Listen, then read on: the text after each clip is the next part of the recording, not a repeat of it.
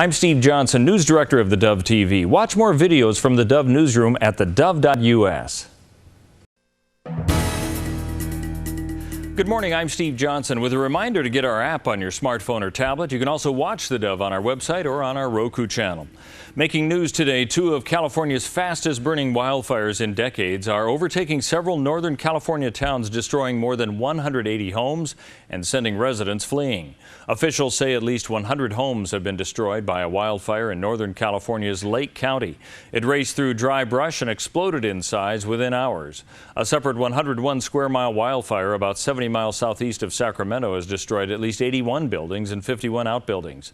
And California's emergency chief says this summer's fires are the most volatile he's seen in 30 years of emergency response work. Planning for an extended emergency on the minds of hundreds of those attending an Ashland is Ready Preparedness workshop over the weekend. About 400 people attended the workshop, centering on physical disasters predicted to take place in Oregon. Emergency specialist Dr. Althea Rizzo says the kind of planning needed includes a number of scenarios that could play out. It's not just earthquakes that you have to prepare for. You got wildfire, you got flood, winter storms coming. So there's all sorts of hazards that you can get prepared for. But the big thing is to take that first step and to learn something and then to do something about it. Those attending the seminar were given a go pack with supplies that could last for a few days. But Rizzo says realistically you need to prepare for what could be 2 weeks without basic services provided by Oregon agencies. Umatilla County fruit growers are still hurting from a cold snap that last year decimated cherry, prune, and other orchards. Growers around Milton Freewater, north of the Pendleton area, won't have a cherry crop until 2017. The reason? Last November, temperatures plummeted by nearly 60 degrees in a matter of days, killing buds and trees.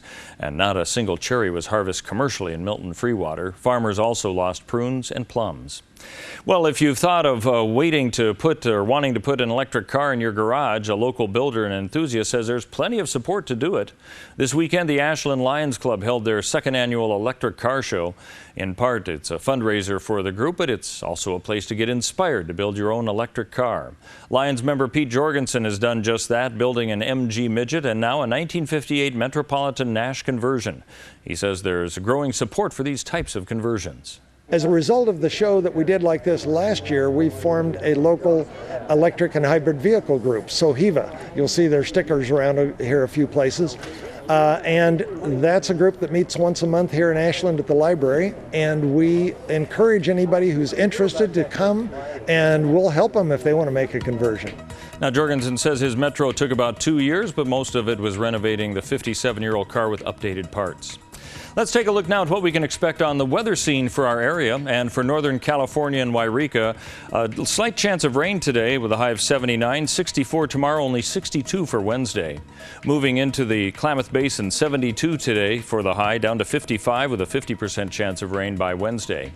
As we move along the Oregon coastal area, 67 today, down to 63 on Wednesday with about a 90% chance of rain.